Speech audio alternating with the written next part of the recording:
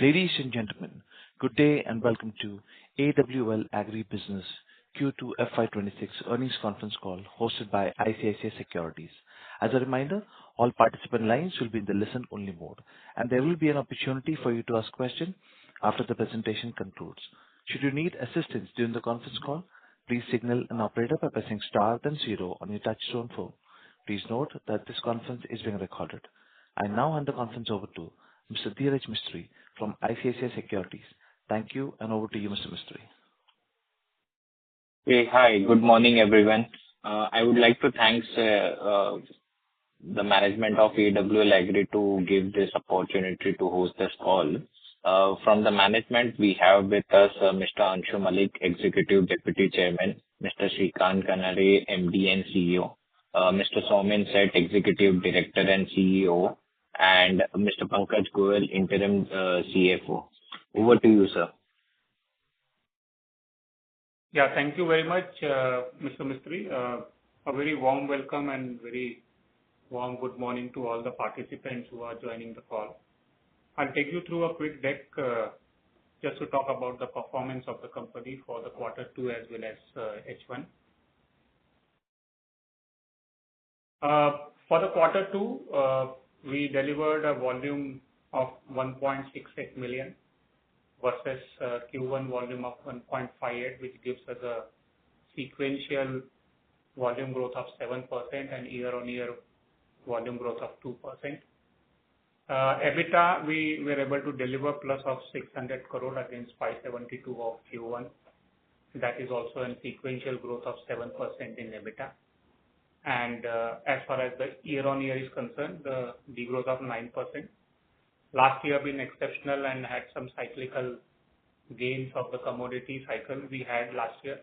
That's why it is negative on year-on-year.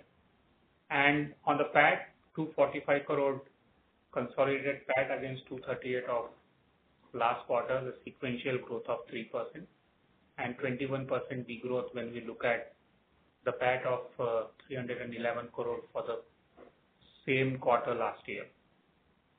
The strong sequential momentum was in fact suggestive of the fact that now the sluggishness in the demand that we saw in the Q1 and to some extent Q2 is now recovering as the edible oil prices now getting to a normalized level. When we look at the half year number, more or less similar kind of trend what we had in Q2. On H1, we delivered a total volume of 3.26 million against 3.31 million of last year. That is kind of flattish growth. As far as the EBITDA is concerned, delivered EBITDA close to 1200 crore against 1300 crore of last year. That is degrowth of 13%. And on PAT, the consolidated PAT at 483 against 624 of last year. That is a degrowth of 23%. On per ton, in fact, we were able to deliver what we have been saying in our earlier calls as well as a lot of communication with the investing community. We have been able to deliver a gross margin of plus of 11,000 rupees per ton and also an EBITDA of plus of 3,500 per ton on H1 as well as Q2. In terms of the market context, for this oil year, what we are seeing is the imports actually are flattish. In fact, when we look at overall import, they have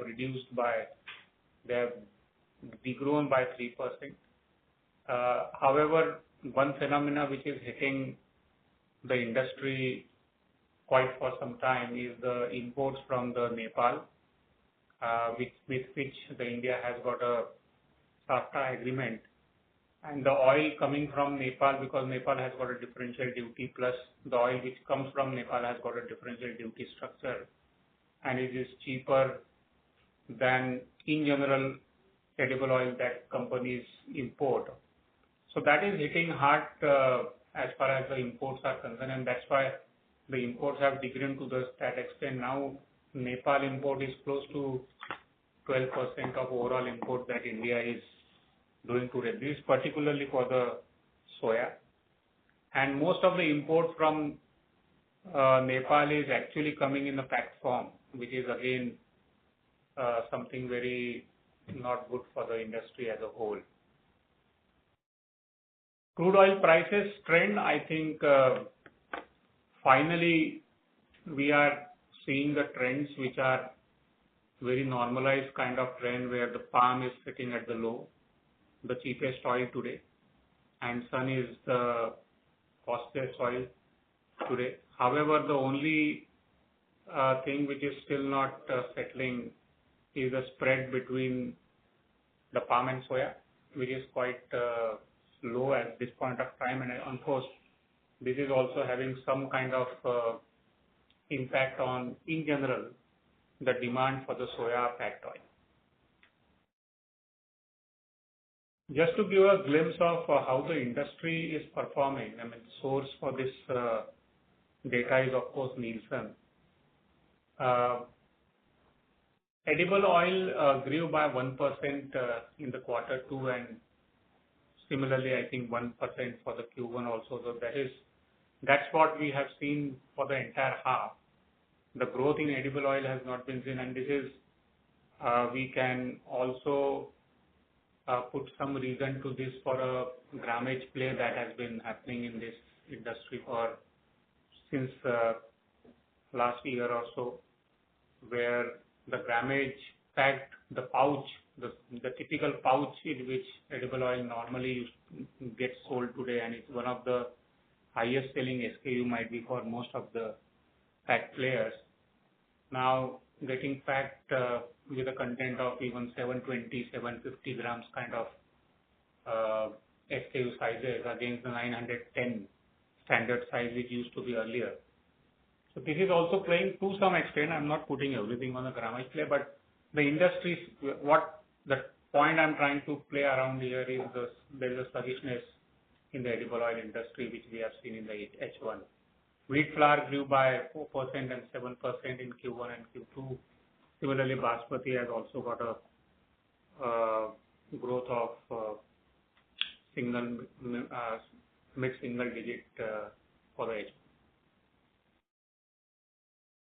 The another data point which is suggestive of the fact that the growth or the demand is sluggish for packed food product is recently, last week, a data released by Ministry of Statistics, MOSPI, suggests that particularly in the fast-moving consumer good, the non-durable fast-moving consumer good in which the edible oil and all the packed staple and food comes in is actually contracting. So the data suggests that FY23 and FY24 this industry grew by 3.4 and 1.4% respectively.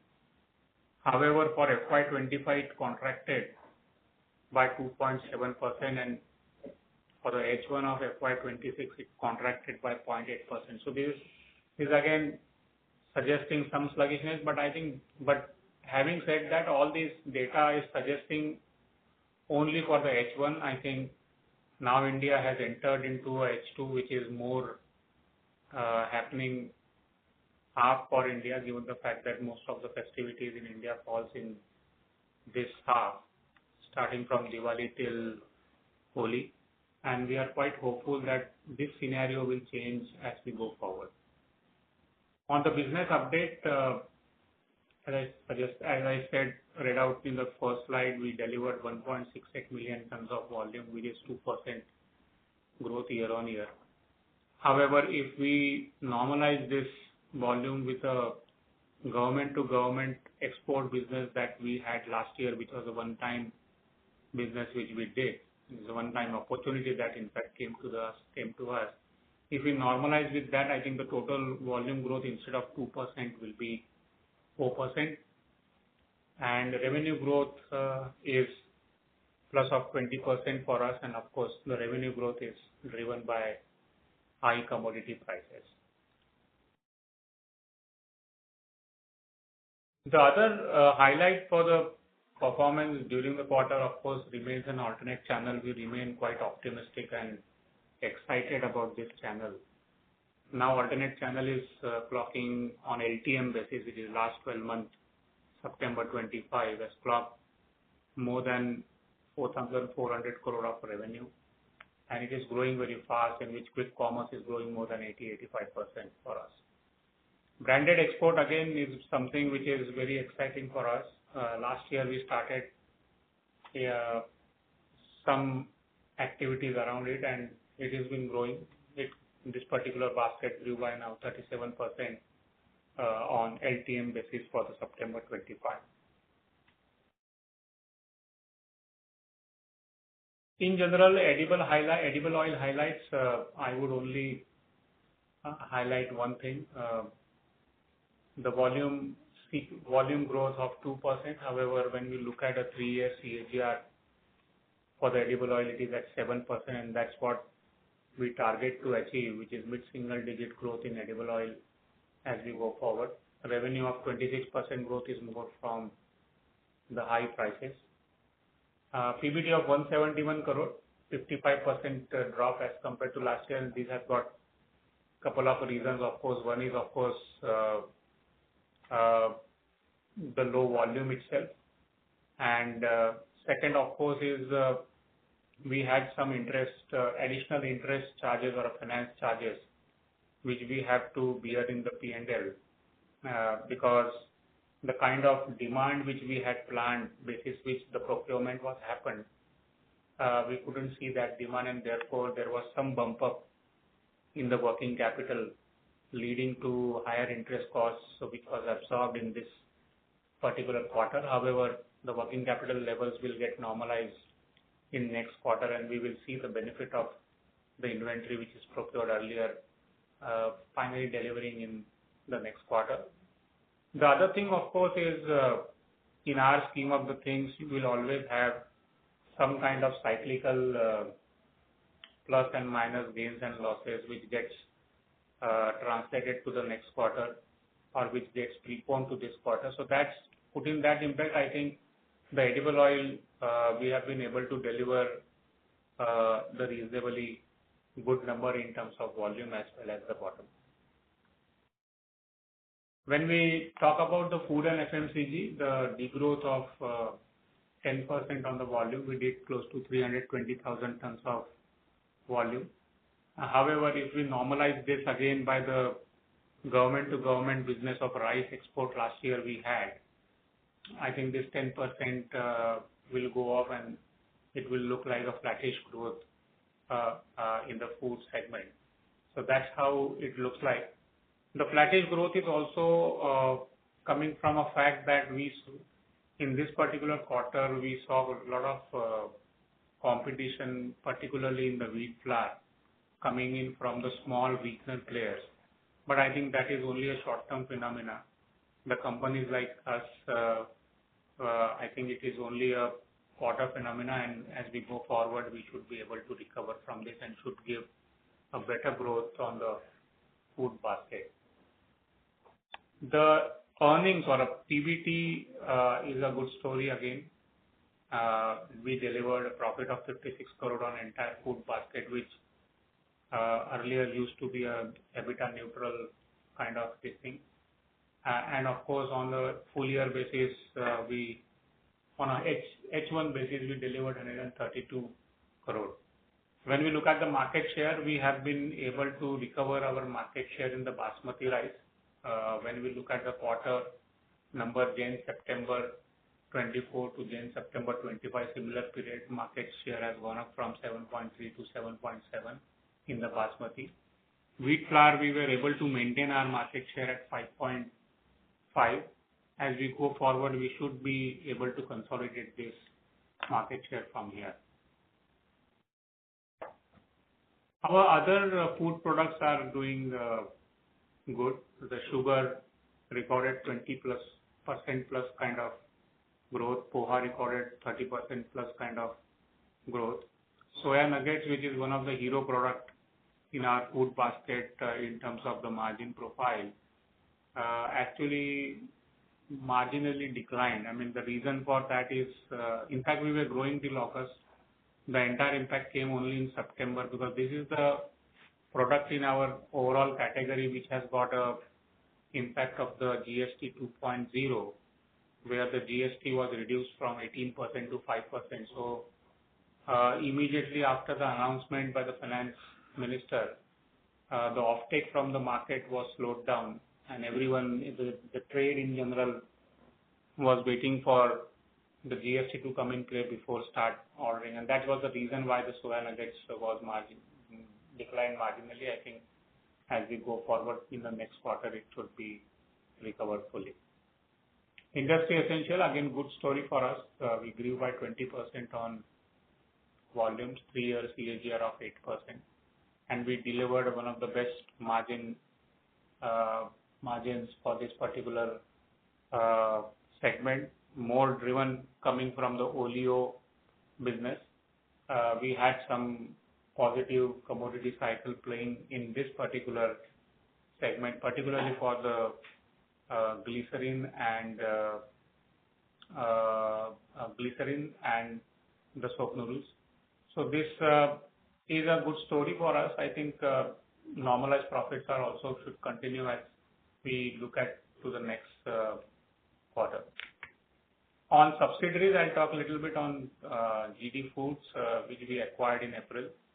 I think it is too short a time to call out the numbers, but I think we have been able to deliver reasonably good number. We have grown by 8% on volumes and 4% on revenue. GD also has got a significant impact because of the GST 2.0, because in fact, all the products of the GD Foods actually moved from 18% to 5%. So in the H2, in fact, we should see a lot of demand coming in and this company growing in double digit on volume as well as revenue.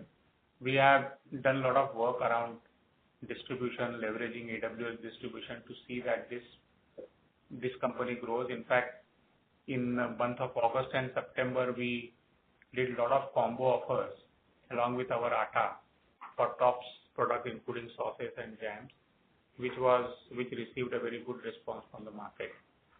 Bangladesh, finally things are looking good. We had a very bad last 2 years, 23 and 24. Now this year it is improving. The business environment in the country has improved. We have been able to get some traction now, although the volumes declined only because we are now strictly committing ourselves to only branded volumes rather than selling the loose also, and that's the reason why the volumes declined. However, on the profitability, we have been able to show the positive number in this country. On channels, general trade, I will not talk too much. I think most exciting channel for us remains alternate channel. Alternate channel grew by 35% for us in Q2, in which Quickcom actually grew by 86%. And when we look at market share of AWL in Q-Com, in most of the products, our market share is significantly high. Soya oil, we are commanding more than 50% of market share. Mustard oil, we are commanding more than 40% of market share in this particular channel. So it's a good developing story for us, and as we go forward, I think India will be doing more and more purchasing on these channels, and we are doing a lot of efforts around this and activities around this to see that this channel continues to grow. On distribution, we continued our efforts to grow the distribution. Now, as end of September 25, we are reaching close to 900,000 outlets directly, though our aim is to reach to 1 million outlets. In urban towns, more than 1 lakh plus population, I think we are reaching every town. So it's 100% coverage of more than 1 lakh population town. Rural town, which is something that we are working on. Now we have close to 58,000 in our fold, which is up by close to 8,000 tons from March 25 and significant growth since March 20 when we were reaching only in the 3,000 plus kind of tons. So this is it from my side as far as the performance update is concerned. I think I took a little more time, but anyway, I'll leave it down now. I'll request moderator to open the floor for question and answer. Myself, Mr. Malik and Saumin and Pankaj are here to answer your questions. Thank you. We will now begin the question and answer session. Anyone who wishes to ask a question may press star and one on your touchtone telephone. If you wish to remove yourself from the question queue, you may press star and two. Participants are requested to use handsets while asking a question. Ladies and gentlemen, we will wait for a moment while the question queue assembles. The first question comes from the line of Raghav Maheshwari with Kamakya Wealth Management. Please go ahead. Hi, good morning. So I wanted to ask about my question was about the margins actually. Like in the presentation, it was mentioned a couple of times that it was due to a higher base effect. Apart from that, when we are analyzing, like let's say on a COGS basis on your revenue, so last year's COGS was approximately 87% of your revenue, and this year it was 88.5. So where do we see these margins stabilizing? Like when do we see these margins stabilizing? Like are we at the bottom right now? And like, I would want to know your opinion on that. See, what I will guide you is better in our scheme of the things instead of looking at anything as a percentage of revenue. I think my suggestion to you is that you should look at a per ton basis because in our scheme of the things, revenue goes haywire sometime because of the commodity prices. So therefore, not necessarily the COGS may set in terms of the percentage or a EBITDA may set in the terms of the percentage. What you should be looking at is the gross margins and the EBITDA. So on overall level, I think what the benchmark that we follow and has been guiding all the investing community is that the gross margin should be in the range of 11,000 rupees a ton and EBITDA of 3,500 rupees a ton. And we are there as far as this quarter is concerned. However, having said that, last year it was a quite significantly higher number. And the reason for that we have been explaining is that last year we had a couple of good commodity cycle gains and inventory gains which were sitting in last year's number, and last year's number is an exceptional number and not a representative number as such. So that's what you should keep in mind when you do the calculation. I think then you should be able to get better understanding of this. Understood, sir. And any future guidance that you can provide us? The future guidance, I think, remains same. I think with the run rate at which we are today running, which is close to 11,000 rupees a ton of gross margins and 3,500 rupees ton of EBITDA per ton, we should continue to deliver that. I don't see any risk as such in delivering that in H2. Okay, sir. Thank you, sir. Thank you. That's all from my side. Thank you. A reminder to all the participants that you may press star and one to ask a question. Next question comes from the line of Harit Kapoor with Investec. Please go ahead. Yeah, hi, good morning. I just had a couple of questions. One was on the industry essentials piece. So if you could just give a little bit more detail, the H1 has actually been quite good, and I think you mentioned that Oleo has kind of driven this growth. So how much of the share of industry essentials now is oleochemicals, and how different currently are the margins for Oleo versus say castor and de-oil cakes in your mix? The idea is here to understand that what can be a sustainable kind of a per ton number that we should look at. I know it is volatile, but Oleo is relatively lesser volatility. So just if you could explain Q2 1H as well as the outlook. Yeah, Harit, I think on industry essentials there are three sub-segments to it. One is of course Oleo as mentioned by you. Second is the castor oil, and third is your de-oiled cakes and meals, which include rapeseed meal and of course the soya meal. This quarter number of course is driven more from polio, and as I said in my opening remarks that we had some good calls on particularly for the glycerin and the stearic acid. So those are the things which has actually given us a exceptionally good number. However, having said that, the reasonable number for the industry essential overall, rather I would put, because many a times what happens is you also have a good run in de-oiled cake also, but overall what we look at is similar to what is our overall number, which is close to 11,000 tons of our gross margin and close to 3,000 tons of EBITDA. So in this, EBITDA is little less, so you can configure that way if you really want to build a model on industry essential project. Got it. Thank you very much. The other thing was on edible oil. Now, you very clearly mentioned how the pricing trend has worked for the different oils. And also that, H1 from an industry volume perspective has been quite low.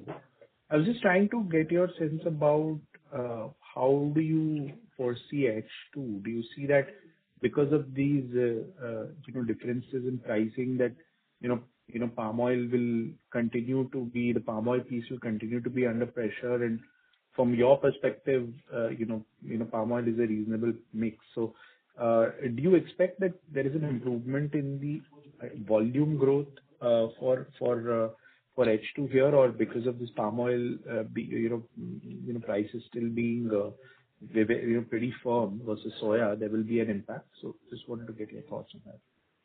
Okay. See, in H1 you have seen our rupee value turnover has increased by almost 22% plus. That is mainly driven by the higher edible oil prices, and this has impacted consumption. So going forward, what changes we are seeing is that palm prices, which were higher in the beginning of the year, has now come down and it is at the lower level, which normally it should be. Soybean is priced very close to palm. Soya and palm will always be same level. Sunflower is little high now, but after November it is likely to come down after the harvest season and the new processing starts in Russia and Ukraine from October, November. Now, with the GST cut, most of the namkeen, frying, bakery, all the products, the taxes are now at 5%. We expect jump in consumption of snack foods, particularly fried items, namkeens and bakery products.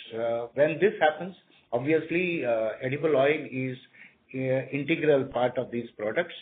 So edible oil consumption is likely to go up through this route, and we being one of the largest institutional suppliers to all the institutions in the country, obviously we see higher consumption in the out-of-home consumption segment. Now, as far as in-the-home consumption is concerned, marriage season, better agri production expected. Of course, rains has impacted in large part of the country, but still overall the agriculture production should be better.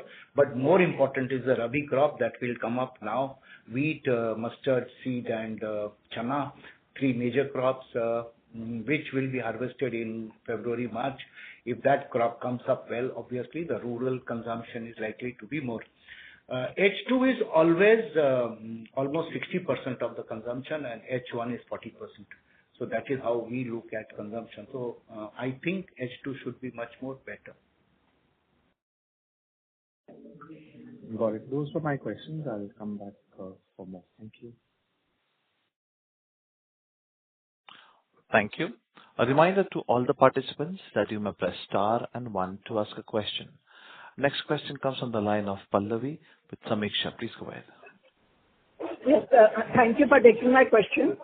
You wanted to understand our issue better. Sorry for interrupting. Pallavi, We cannot hear you. Yeah. Your voice is breaking. Can you come in the range and talk? Yeah. It's better? I'm sorry. Your voice is still Is breaking. it better? Yes, please go ahead. Yeah. So I wanted to understand the difference for the Nepal issue. What's the difference in import duty for the loose and the packed form of oil? And how do we see this getting resolved in the second half for the industry? Okay. As far as Nepal is concerned, they don't export any loose oil. As per the SAFTA agreement, they can export after only value addition, and they are exporting only in packed form, mostly in 600 or 700 gram pouches, and that also 90% is soybean oil. Now, they export at 0% duty, and there is a differential duty because we import and pay 16.5, whereas Nepal brings at 0. So obviously, Nepal has a pricing advantage over domestic production. 1, 2, all the bordering areas of Nepal, particularly UP, Bihar, Jharkhand, Bengal, are all in the proximity of Nepal in terms of freight, because our nearest port is Haldia. From Haldia, if I have to send to UP or others, our freights are higher than Nepal. So technically speaking, Nepal has a lot of advantage, and that is why almost 15% of Indian soybean oil imports comes now from Nepal at 0% duty. So, sir, has this increased over last year and caused a disruption? See, last year it started with around 90,000 a month when the duty went up in India in September. But then in month of May, the duty was reduced by 10%. So some impact happened, but still today 65,000 tons is coming every month. Right. So this problem will continue into the second half also in terms of impacting our volume? It looks like it will continue because as per the SAFTA agreement, I don't think there is much the government can do, although we as a trade body has been asking the government to put some canalizing agencies so that there is some restriction in terms of the quality and value addition, which once it was agreed, but nothing much has moved. Right. So my second question was, on the margins in the Q-commerce, are they similar to GP or they are lower given the discounting? See, earlier e-commerce margins were much higher than general trade, but slowly what is happening in e-commerce also, there is a lot of pressure to promote and keep your brand on top of mind on the consumers. And as you know, there is a lot of competition in the e-com also, not within the oil segment I'm talking, between FMCG products there is a competition. So the Atta brand may push Atta's, oil may do oil, chocolates may do chocolate, but then the e-commerce generally promotes it through whoever gives them more money. So e-commerce is still better in margin, but it used to give us even better margin than general trade, which is now, I would say, at par or little more than general trade. And so my last question is, what would be the share of institutional sales for our oil business percentage?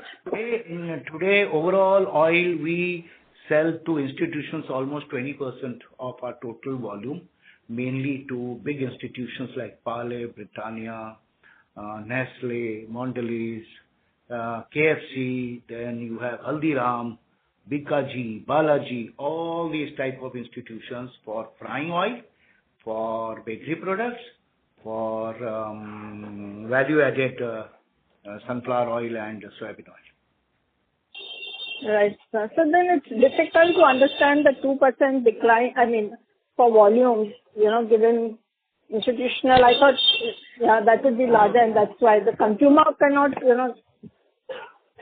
No, institutions also were not doing so well in the first half of the year, and they had got impacted in September also, because after the announcement of cut, their sales also their productions were actually stopped for some time because they wanted to clear their old stocks. So the first half institutions were under pressure, particularly Q1. Going forward, with the GST rationalization and coming down to 5%, lot of unbranded products will now get into the official fold, and we expect good brands to do even better. The last question is on the market share loss that you've seen around 100 bits, 17% in the oil. Will that reverse, and what would be the reason? We are very strong in North India, particularly Delhi, Haryana, Punjab, UP, Bihar, Bengal, Jharkhand. These are our strength areas, and these are the areas where the Nepal low-cost soybean oil has impacted. And we being the largest player, and let me tell you, we have over 50% market share in Bihar, over 55-60% in Delhi, 60% in Haryana, Punjab. So obviously, we being the largest shareholder, there we got impacted because of the cheaper Nepalese brands. Right. And Nepal share would be how much in the market share, the Nepal oil? I think Nepal oil put together is in the range of around 2%, 3% overall market share that they have. Right. Okay. Thank you, sir. Okay. Thank you. Next question comes from the line of Kunal Shah with Jefferies. Please go ahead. Hi, thank you for the opportunity. So my first question was on this data point which you have provided, which is your standalone sales, branded sales in foods grew 7%. So I just wanted to understand, does this include regional rice as well? Because I presume there'll be some branded component in that. And if yes, what would be the growth if you take out that factor as well? So just like for like growth in branded sales. These are all branded packed food that we are talking of, and the growth has mainly come from basmati rice, sugar, and wheat flour in the Q2. But would this number also have some impact due to regional rice consolidation, or this wouldn't be? Yes, but regional rice, if you look at the packed regional rice, branded is always less. Mostly it is all exported or G2G, what was happening last year. This year we have exported regional rice, but the volumes are not as high as last year. No, so Kunal, to answer your question straight, yes, the regional rice rationalization does have got an impact on the food growth, including the G2G one-time business which we had. Understood. For this number to improve, the key drivers will be, let's say, improvement in wheat flour and soya chunk, right? Let's say on the next few quarters. Yeah, of course it is. Yeah. Wheat flour, sugar, rice, all have to grow. I mean, wheat flour and rice has got a significantly 60-65% weightage in our food basket. So these two has to grow. There is no doubt about it. Sugar is now also has become quite a significant player in our overall scheme because we are selling 5,000 tons a month of sugar. So of course all these three has to grow to deliver better numbers in H2. Understood. And if you can give some guidance on, do you think the H2 food growth should be back to your long-term guidance of that mid-teen sort of a number, or that would be a bit aspirational? I think so, yes, because second half we did not have any G2G business. It was normal business, and H2 should be as good or even better than last year's second half. Understood. Okay, so that's clear. My second question is on oils. So when you say overall profitability will remain in that 35-3600 mark, would it be fair to assume that oils can see better number which will get reinvested in foods, or we can't look at it that way? Yeah, I think that's how it will work, because whatever the 3,500 guidance we give on the blended this thing, and I think in our presentation we have shared the EBITDAs segment-wise. So yes, oil has to deliver better than 3,500 because food is not at that level. So that's how the scheme of the things should work in H2. In case you want anything specific, we will certainly provide you the segment-wise also. Understood. Understood. And this question on Nepal. So just want to understand, is oil a domestic crop in Nepal, or I mean, do these players import it themselves and then re-export it to India? No, they don't have any domestic crop. What they do is that they import degummed soybean oil from Argentina, like the way we all do at Haldia port. And from Haldia port, they take it to the Birganj. All the plants are located there, and then they refine and bring it back to India. And mostly the border states are impacted heavily because, it's a very transparent border. And in that border is also Raxol border or any border that you take are part of the domestic consumption market. And that is why it has impacted a lot. Understood. That's clear. Yeah, that's all from my side. Thank you. Thank you. Next question comes on the line of Dheeraj Mistry with ICICI Securities. Please go ahead. Yeah, hi. So yeah, it's very interesting that you highlighted that there would be back growth for the FMCG part of the portfolio.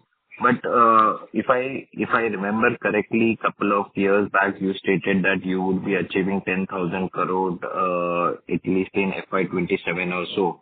With all this G2G business rationalization and everything, do we still stand with 10,000 crore in FY27, or it can be pushed a bit?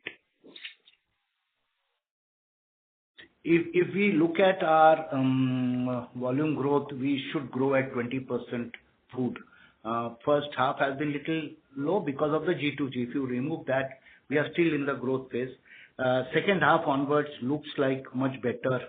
And going ahead, we have another 18 months to touch 10,000 crores. So we are working on it. We are aware of it that we had mentioned 10,000 crores, but we will be very close to it for sure. We are on it and we know that we have to deliver. We are banking on Gohana plant now getting streamlined. Rice has just started in Gohana, both the lines, so we have around 500 ton paddy processing daily. Our flour mill is not yet ready. It will be ready by end of November. That has a capacity of around 550 tons a day. So that flour will be added to the volume. So these two plants, plus we have taken few more atta plants which are coming up in Orissa and Bihar, which will add to our volume. Overall, I think with the increase in capacity of the food, we should be able to reach very close to 10,000. Got it. This you are talking about by FY27. FY27, absolutely. Okay. And it's very heartening to see that you have improved your margin for their food business with all this rationalization. Would you like to give some guidance for your FMCG business margin going ahead? Or is it safe to assume that the current margin what you have been clocking in their foods and FMCG business, it is safe to assume that we can assume that kind of margin going ahead also? No, so if I try to answer you this question very straight, I don't think, as Mr. Malik said, the aggression to grow top line will remain in next couple of years. So therefore, not necessarily that we may be able to deliver what we have delivered in H1, right? Don't assume safely that this will be the margin, because in case we want to, accelerate that growth, we may end up spending a little more on distribution and schemes and promotion. But I think we are now EBITDA positive. In the food, I think we will remain EBITDA positive. That's the only thing which I can surely comment upon. Got it. And second is on edible oil. Sorry for very near-term outlook and all. But with high base of palm oil prices has been coming in the base and everything, What kind of volume value mix we can expect for the oil business in second half? See, the oil business in second half will be driven more in the soft oil category because as winter sets in, the soft oil category grows, mainly sunflower oil, soybean oil, cottonseed oil, rice bran oil, and mustard oil. These are the 5 oils which are soft oil, where the consumption is higher in the winter. Palm will grow because one, frying industry will go to palm, as palm will be the cheapest oil, number one. Number two, bakery industry obviously takes palm, and hence palm oil should do well in institution business. But in-home consumption, soft oil will do well. So overall, I feel the mix will be more or less same, but soft oil should be little more. No, thanks for that. I was asking from volume and value perspective that the first half value growth was somewhere around 26% and volume was more or less flattish kind of a thing. With that, how that numbers will pan out for second half? Okay. See, on value front, honestly, not much we can do. Duty increase or decrease by government or exchange rate, all this happens, or commodity prices going up and down. So value, we don't generally track so meticulously as much as we do cost per ton. Second is, as volume is concerned, H2 volume is normally higher than H1, and we expect H2 volume to be better.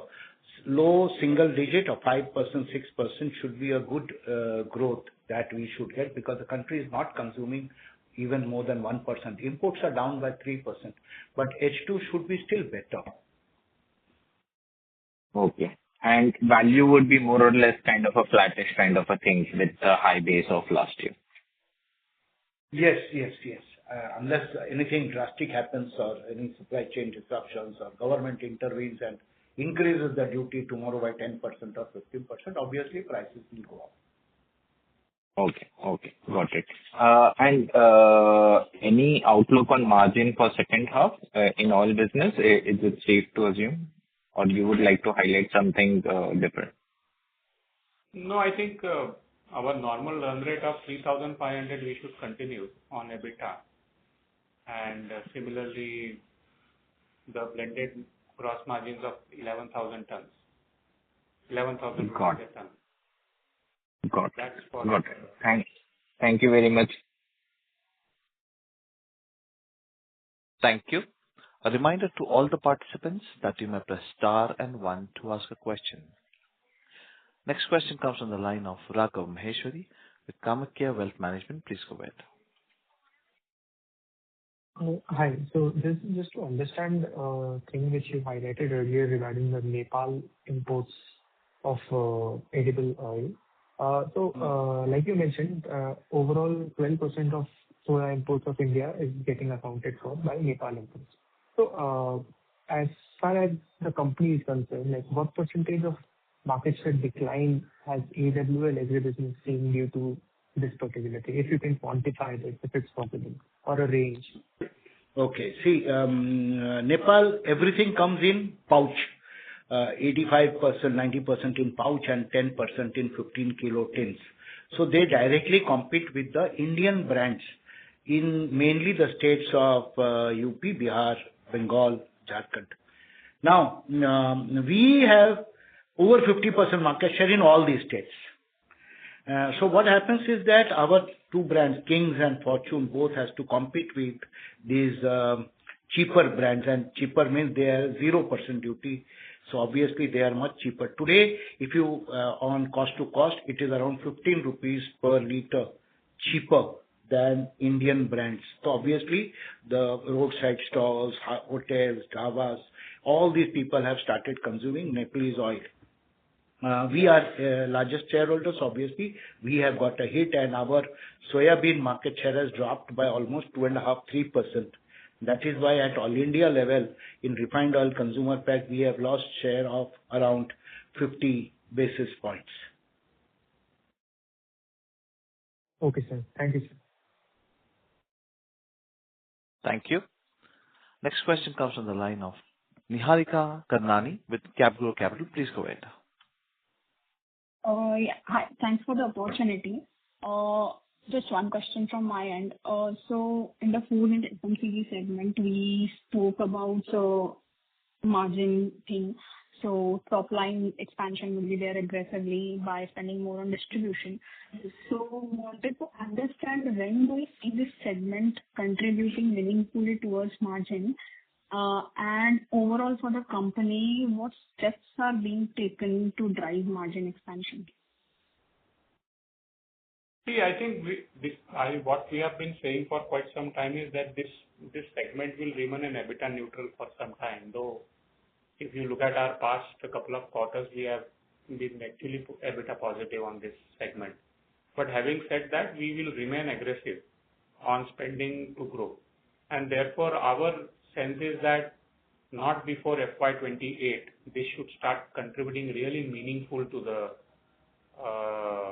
bottom line, because only by that time, FY28 means what I'm saying is practically 3 years from now, because right now we are into FY26, then you have a 27 and then 28. That's where it will start contributing meaningfully to the bottom line, and I think better than oil, rather, I would say. Understood. Thank you. Thank you. Ladies and gentlemen, that was the last question for today. We have reached the end of question and answer session. I would now like to hand the conference over to the management for closing comments. Yeah, from AWL team, we thank you everyone for attending the call, hearing us. Please do reach out to our investor relation team for anything specific you want to understand on the company and company model. Thank you. Thank you, everyone, to have joined this call. Thank you. On behalf of AWL Agri Business and ICICI Securities, that concludes this conference. Thank you for joining us. You may now disconnect your lines.